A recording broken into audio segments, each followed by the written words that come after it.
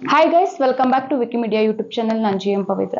ಬಹುಶಃ ರೇಣುಕಾ ಸ್ವಾಮಿ ಅವರಿಗೆ ತಾನು ಕಳಿಸಿದಂತಹ ಅಶ್ಲೀಲ ಮೆಸೇಜ್ನಿಂದ ತನಗೇನೇ ಸಾವು ಬರ್ಬೋದು ಅನ್ನೋ ವಿಷಯ ತಿಳಿದಿರ್ಲಿಲ್ಲ ಆಗಿತ್ತೇನೋ.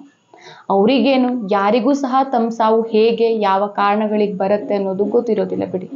ರೇಣುಕಾ ಸ್ವಾಮಿ ಕೊಲೆನೂ ಆಯ್ತು, ಪವಿತ್ರ ಗೌಡ, ದರ್ಶನ್ ಅವರು ಮುಖ್ಯ ಆರೋಪಿಗಳ ಸ್ಥಾನದಲ್ಲಿ ನಿಂತೂ ಆಯ್ತು, ಅರೆಸ್ಟೂ ಆಯ್ತು. ಹಾಗಾದ್ರೆ ಒಬ್ಬ ವ್ಯಕ್ತಿ ಕೊಲೆ ಆಗುವಷ್ಟರ ಮಟ್ಟಿಗೆ ನಡೆದಂತ ವಿದ್ಯಮಾನಗಳು ಏನು?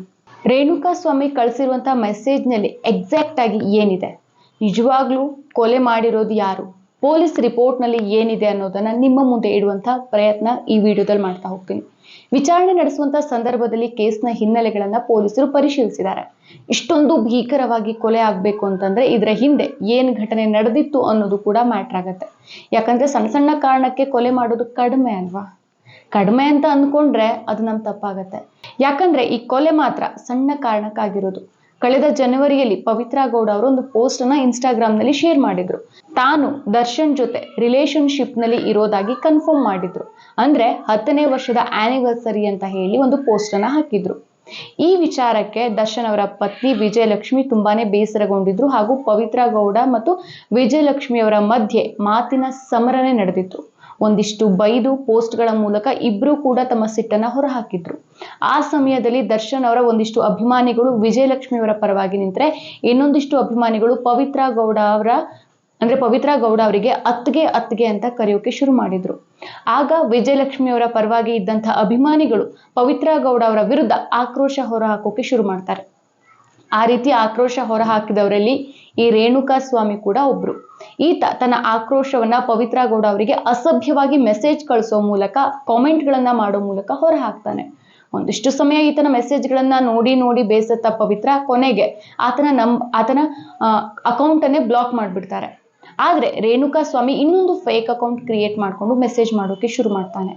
ಮೆಸೇಜ್ ಮಾಡೋದೊಂದೇ ಅಲ್ಲ, ತನ್ನ ಪ್ರೈವೇಟ್ ಪಾರ್ಟ್ ಫೋಟೋಗಳನ್ನು ಕೂಡ ಅವರಿಗೆ ಕಳಿಸಿರ್ತಾನೆ. ಯಾವುದೇ ಹೆಣ್ಣಿಗಾಗ್ಲಿ ಈ ರೀತಿ ಮೆಸೇಜ್ ಮಾಡೋದು ಮೊದಲನೇದಾಗಿ ತಪ್ಪು. ಈ ಸಮಸ್ಯೆನ ಸೋಷಿಯಲ್ ಮೀಡಿಯಾ ಹೊಂದಿರುವಂತ 99.9% ಜನ ಮಹಿಳೆಯರು ಫೇಸ್ ಮಾಡೇ ಇರ್ತಾರೆ.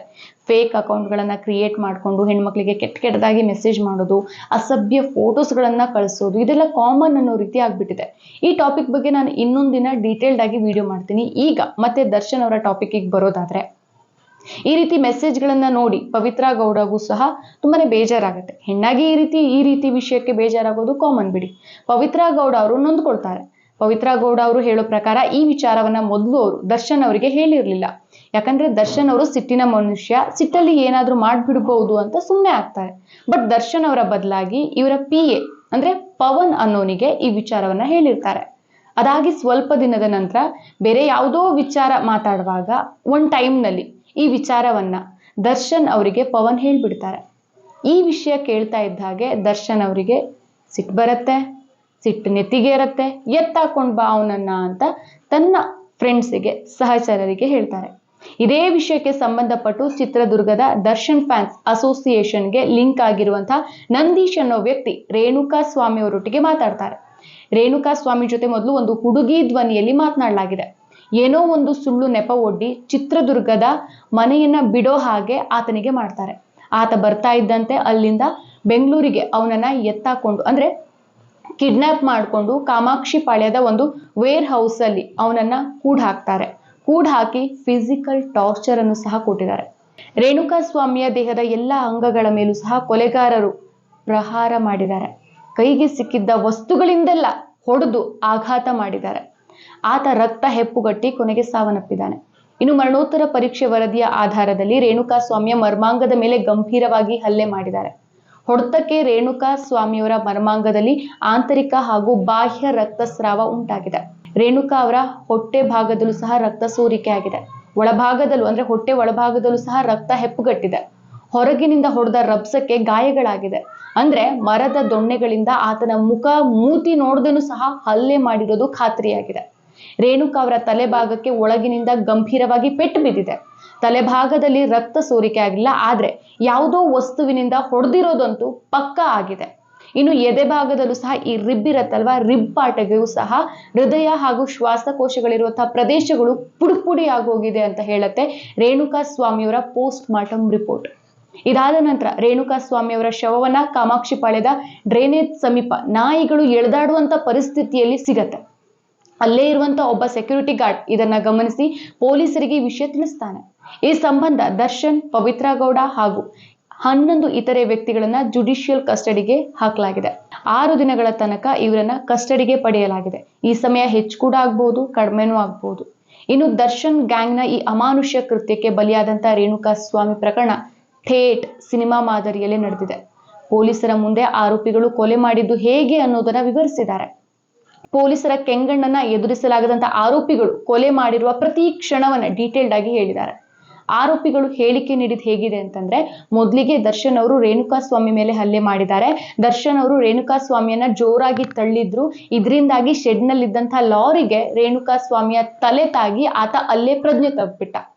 ಆಗ ದರ್ಶನ್ ಹಾಗೂ ಪವಿತ್ರ ಗೌಡ ಇಬ್ರು ಅಲ್ಲೇ ಇದ್ರು. ಆ ಬಳಿಕ ದರ್ಶನ್ ಮತ್ತು ಪವಿತ್ರ ಗೌಡ ಮನೆಗೆ ಹೋಗಿದ್ರು. ನಾವು ಮತ್ತೆ ರೇಣುಕಾ ಸ್ವಾಮಿಗೆ ಹೊಡೆದ್ರು. ರೇಣುಕಾ ಸ್ವಾಮಿ ಕಾಲ್ ಹಿಡಿದು ಕಾಂಪೌಂಡ್ಗೆ ಬಡ್ದೆವು. ಆಗ ರೇಣುಕಾ ಸ್ವಾಮಿ ಸ್ಥಳದಲ್ಲೇ ಮೃತಪಟ್ಟ. ತಕ್ಷಣ ನಾವು ದರ್ಶನ್ಗೆ ಕರೆ ಮಾಡಿದ್ವು. ಬಾಡಿನ ಏನಾದ್ರೂ ಮಾಡಿ ಮುಚ್ಚಾಕಿ ಅಂತ ದರ್ಶನ್ ಹೇಳಿದ್ರು. ಭಯದಲ್ಲಿ ಏನ್ ಮಾಡ್ಬೇಕು ಅಂತ ಗೊತ್ತಾಗದೆ ಮೋರಿಗೆ ಬಿಸಾಕಿ ಮನೆಗೆ ಹೋಗಿದ್ವಿ ಅಂತ ಹೇಳಿಕೆ ನೀಡಿದ್ದಾರೆ. ಇನ್ನು ಇಷ್ಟೆಲ್ಲ ಘಟನೆಗಳಾದ ನಂತರ ದರ್ಶನ್ ಅವರ ಪತ್ನಿ ಸೋಷಿಯಲ್ ಮೀಡಿಯಾದಲ್ಲಿ ದರ್ಶನ್ ಅವರನ್ನ ಅನ್ಫಾಲೋ ಮಾಡಿದ್ರೆ, ದರ್ಶನ್ ಅವರ ತಾಯಿ ಹಾಗೂ ಅಣ್ಣ ಯಾವುದೇ ರೀತಿಯ ಪ್ರತಿಕ್ರಿಯೆ ನೀಡೋಕೆ ಮುಂದೆ ಬರ್ತಾ ಇಲ್ಲ ಅನ್ನೋದು ಇನ್ನೊಂದ್ ಕಡೆ. ಮಗ ಇಂಥ ಕೆಲಸ ಮಾಡಿದಾನೆ ಅಂತಾಗ ಯಾವ ತಾಯಿ ತಾನೇ ಮುಖ ತೋರ್ಸೋಕಾಗತ್ತೆ ಹೇಳಿ. ಇನ್ನು ದರ್ಶನ್ ಅವರ ಹೇಳಿಕೆಯನ್ನ ಕೇಳೋದಾದ್ರೆ, ನಾನು ಕೊಲೆ ಮಾಡಿ ಅಂತ ಹೇಳಿಲ್ಲ, ಬರೀ ಹೆದರ್ಸಿ ಅಂತ ಹೇಳಿದ್ದೆ. ಅಲ್ಲಿ ನಾನು ಹೋಗಿದ್ದು ನಿಜ, ಅವನಿಗೆ ಕಪಾಳ ಕೊಡ್ದಿರೋದು ನಿಜ ಅಂತ ಹೇಳಿದ್ದಾರೆ. ಅದಾದ ನಂತರ ಅವನಿಗೆ ಬುದ್ಧಿ ಹೇಳಿ ಕಳಿಸಿ ಅಂತ ಹೇಳ್ಬಿಟ್ಟು ಅಲ್ಲಿಂದ ಹೊರಟಿದ್ದೆ ಅಂತ ಹೇಳ್ತಿದ್ದಾರೆ.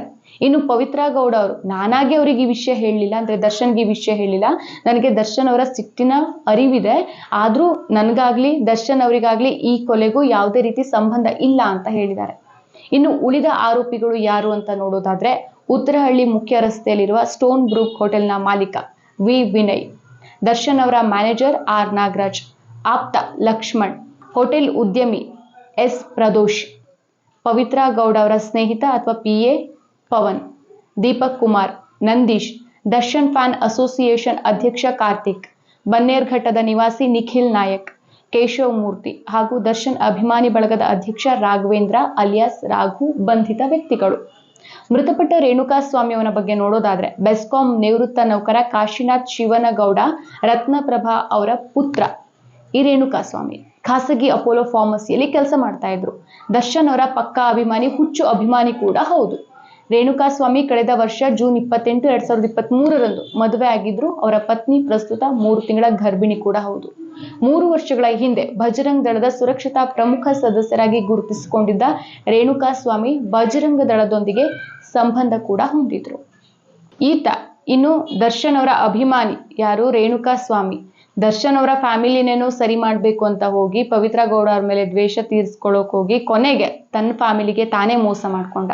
ಇನ್ನು ಅಷ್ಟೇ ಅಲ್ಲ, ಜೂನ್ 10ರಂದು ಸುಮನಹಳ್ಳಿ ಮೇಲ್ಸೇತುವೆ ಬಳಿ ರೇಣುಕಾಸ್ವಾಮಿ ಮೃತದೇಹ ಪತ್ತೆ ಆಗ್ತಾ ಇದ್ದಂತೆ ಆರೋಪಿಗಳಿಗೆ ಹೆದರಿಕೆ ಶುರುವಾಗಿತ್ತು. ಹೀಗಾಗಿ ಗಿರಿನಗರದ ಪರಿಚಯಸ್ಥರಾದ ಪ್ರದೋಷ್ಗೆ ಕರೆ ಮಾಡಿದ್ದಂಥ ಪವನ್ ಇಡೀ ಕೃತ್ಯವನ್ನ ವಿವರಿಸಿದ್ದ. ಜೊತೆಗೆ ಕೊಲೆಯಾದ ಮೃತದೇಹವನ್ನ ಯಾರಿಗೂ ಗೊತ್ತಾಗದಂತೆ ವಿಲೇವಾರಿ ಮಾಡಬೇಕು, ಒಂದ್ ವೇಳೆ ಕೊಲೆ ಪ್ರಕರಣ ಬಯಲಾದ್ರೆ ಪೊಲೀಸರಿಗೆ ಶರಣಾಗಿ ಒಪ್ಕೊಳ್ಳೋಕೆ ಹುಡುಗರನ್ನ ಸಿದ್ಧಪಡಿಸುವಂತೆ ಸಹ ಸೂಚಿಸಿದ್ದ. ಈ ಕೆಲಸಕ್ಕೆ ಪ್ರದೋಷ್ 30 ಲಕ್ಷ ರೂಪಾಯಿಗಳಿಗೆ ದೀಪಕ್ ಜೊತೆ ಡೀಲ್ ಮಾಡ್ಕೊಂಡಿದ್ದ. ಡೀಲ್ ಒಪ್ಕೊಂಡಿದ್ದಂಥ ದೀಪಕ್ ಗಿರಿನಗರದ ಕಾರ್ತಿಕ್ ಹಾಗೂ ಉಳಿದವರಿಗೆ ಶರಣಾಗತಿಯಾಗೋಕೆ ಒಪ್ಪಿಸಿ ತಲಾ 5 ಲಕ್ಷ ರೂಪಾಯಿ ನೀಡೋದು ಹಾಗೂ ಪ್ರಕರಣದಲ್ಲಿ ಜಾಮೀನು ಕೊಡಿಸೋದು, ಕೋರ್ಟ್ ವಿಚಾರಣೆ, ಖರ್ಚು ವೆಚ್ಚಗಳನ್ನ ನೋಡ್ಕೊಳ್ಳುವಂತ ಭರವಸೆ ಸಹ ಕೊಟ್ಟಿದ್ದ. ಇನ್ನು ಡೀಲ್ನ ಮೊದಲ ಕಂತು 10 ಲಕ್ಷ ರೂಪಾಯಿನ ಪವಿತ್ರ ಗೌಡ ಹಾಗೂ ಪವನ್ ಮುಖಾಂತರ ದೀಪಕ್ಗೆ ತಲುಪಿತ್ತು. ಇದೇ ಹಣದಲ್ಲಿ ಕೇಶವ್ ಮೂರ್ತಿ ಹಾಗೂ ನಿಖಿಲ್ ನಾಯಕ್ಗೆ ತಲಾ 5 ಲಕ್ಷ ರೂಪಾಯಿಯನ್ನು ಸಹ ಕೊಟ್ಟಿದ್ರು. ರಾಘವೇಂದ್ರ ಹಾಗೂ ಕಾರ್ತಿಕ್ ಜೈಲಿಗೆ ಹೋದ ಬಳಿಕ ಅವರ ಕುಟುಂಬಸ್ಥರಿಗೆ ಈ ಉಳಿದ ಹಣವನ್ನ ನೀಡುವಂತ ಮಾತುಕತೆ ಕೂಡ ನಡೆದಿತ್ತು ಅಂತ ಮೂಲಗಳಿಂದ ಗೊತ್ತಾಗಿದೆ. ಇನ್ನು ದರ್ಶನ್ ವಿರುದ್ಧ ಈ ಹಿಂದೆ ಯಾವೆಲ್ಲ ಕೇಸ್ಗಳು ದಾಖಲಾಗಿತ್ತು ಅನ್ನೋದನ್ನ ನೋಡೋದಾದ್ರೆ, ಪತ್ನಿ ವಿಜಯಲಕ್ಷ್ಮಿ ಮೇಲೆ ಹಲ್ಲೆ ನಡೆಸಿದ ಆರೋಪದಲ್ಲಿ ದರ್ಶನ್ ವಿರುದ್ಧ 2011ರಲ್ಲಿ ಪ್ರಕರಣ ದಾಖಲಾಗಿತ್ತು. ಈ ಪ್ರಕರಣದಲ್ಲಿ ದರ್ಶನ್ ಅವರು 28 ದಿನಗಳ ಕಾಲ ಜೈಲಲ್ಲಿದ್ರು. ಇನ್ನು 2019ರಲ್ಲಿ ಸಿನಿಮಾ ಚಿತ್ರೀಕರಣದ ವೇಳೆ ಸಹನಟನ ಮೇಲೆ ದರ್ಶನ್ ಹಲ್ಲೆ ನಡೆಸಿದ್ರು ಅಂತ ಹೇಳಲಾಗಿತ್ತು. ಆದ್ರೆ ಇಲ್ಲಿ ದೂರು ದಾಖಲಾಗಿರಲಿಲ್ಲ. ಇನ್ನು 2021ರಲ್ಲಿ ಸಾಲ ಹಾಗೂ ವಂಚನೆ ಸಂಬಂಧ ನಿರ್ಮಾಪಕರು ಹಾಗೂ ದರ್ಶನ್ ನಡುವೆ ಆರೋಪ ಪ್ರತ್ಯಾರೋಪಗಳು ನಡೆದಿತ್ತು. ಇನ್ನು ನೆಕ್ಸ್ಟ್, ಮೈಸೂರಿನ ಹೋಟೆಲ್ ಸಿಬ್ಬಂದಿ ಮೇಲೆ ದರ್ಶನ್ ಹಲ್ಲೆ ಮಾಡಿದ್ದಾರೆ ಅಂತ ಹೇಳಿ ನಿರ್ದೇಶಕರೊಬ್ರು ಆರೋಪಿಸಿದ್ರು. ಪೊಲೀಸರು ಹೋಟೆಲ್ಗೆ ತೆರಳಿ ತನಿಖೆ ಕೂಡ ನಡೆಸಿದ್ರು. ಇನ್ನು ಕಾಟೇರ ಸಿನಿಮಾದ ಯಶಸ್ಸಿಗೆ ಸಂಬಂಧಿಸಿದ ಬೆಂಗಳೂರಿನ ಜೆಟ್ ಪಬ್ನಲ್ಲಿ ಪಾರ್ಟಿಯನ್ನು ನಿಯೋಜಿಸಲಾಗಿತ್ತು. ದರ್ಶನ್ ಸೇರಿ ಹಲವರು ನಿಯಮವನ್ನು ಉಲ್ಲಂಘಿಸಿ ತಡರಾತ್ರಿಯವರೆಗೆ ಪಾರ್ಟಿ ನಡೆಸಿದ ಆರೋಪ ಸಹ ಇವ್ರ ಮೇಲಿತ್ತು. ಸುಬ್ರಹ್ಮಣ್ಯ ನಗರ ಪೊಲೀಸ್ ಠಾಣೆಯಲ್ಲಿ ಪ್ರಕರಣ ಕೂಡ ದಾಖಲಾಗಿತ್ತು. ದರ್ಶನ್ ಅವರ ವಿಚಾರಣೆ ಕೂಡ ನಡೆಸಿದ್ರು ಪೊಲೀಸರು. ರೇಣುಕಾ ಸ್ವಾಮಿ ನಿಜವಾಗ್ಲೂ ತಪ್ಪು ಮಾಡಿದ್ದಾನೆ. ಒಂದು ಹೆಣ್ಣಿಗೆ ಅಷ್ಟು ಅಸಭ್ಯವಾಗಿ ಮೆಸೇಜ್ ಮಾಡೋದು ತಪ್ಪೆ. ಆದ್ರೆ ಇದನ್ನ ಯಾವ ರೀತಿ ಹ್ಯಾಂಡಲ್ ಮಾಡಬಹುದಿತ್ತು ಅನ್ನೋದನ್ನ ದರ್ಶನ್ ಯೋಚನೆ ಮಾಡಲಿಲ್ಲ. ದರ್ಶನ್ ಅವರು ಮೈ ಮರೆತು ಬಿಟ್ರು, ಸಿಟ್ಟಲ್ಲಿ ಡಿಸಿಷನ್ ತಗೊಂಡ್ರು ಗೊತ್ತಿಲ್ಲ, ಬಟ್ ತಪ್ಪಾಗಿ ಹೋಗಿದೆ. ಆದ್ರೆ ದರ್ಶನ್ ಹೆಸರು ಕೊಲೆ ಕೇಸ್ನಲ್ಲಿದೆ. ಒಂದಿಷ್ಟು ಅಂಧಾಭಿಮಾನಿಗಳು ಇನ್ನೂ ಕೂಡ ಜೈ ಡಿ ಬಾಸ್ ಅಂತ ಹೇಳ್ತಿದ್ದಾರೆ. ಜೈ ಡಿ ಬಾಸ್ ಅಂತ ಹೇಳಿ ಯಾವಾಗ ಗೊತ್ತಾ, ಆತ ಏನೂ ತಪ್ಪು ಮಾಡಲಿಲ್ಲ, ನಿರಪರಾಧಿ ಅಂತ ಹೊರಗೆ ಬಂದ ಮೇಲೆ ಹುಚ್ಚು ಅಭಿಮಾನಿಗಳ ಅತಿರೇಕದ ವರ್ತನೆ ಇದಕ್ಕೆಲ್ಲ ಕಾರಣ ಆಗ್ತಾ ಇರೋದು. ನಟ ನಟಿಯರ ಅಭಿಮಾನಿಗಳಾಗಿ ಅವರನ್ನ ಸಪೋರ್ಟ್ ಮಾಡಿ, ಅವರ ಹೆಸರಲ್ಲಿ ಒಳ್ಳೊಳ್ಳೆ ಕೆಲಸಗಳನ್ನ ಮಾಡಿ, ಆದ್ರೆ ಕೆಟ್ಟ ಕೆಲಸಗಳನ್ನ ಮಾಡ್ಲಿಕ್ಕೆ ಹೋಗ್ಲೇಬೇಡಿ. ಅವರ ವೈಯಕ್ತಿಕ ಜೀವನ ನಿಮ್ಗೆ ಬೇಡದೇ ಇರುವಂತ ವಿಷಯ. ಅಂಧಾಭಿಮಾನ ನಿಮ್ಮ ಮೂರ್ಖತನ ಅಷ್ಟೇ. ಈ ವಿಡಿಯೋ ಬಗ್ಗೆ ನಿಮ್ಮ ಅನಿಸಿಕೆ ಏನು ಅನ್ನೋದನ್ನ ಕಮೆಂಟ್ ಮೂಲಕ ತಿಳಿಸಿ. ನಮಸ್ಕಾರ.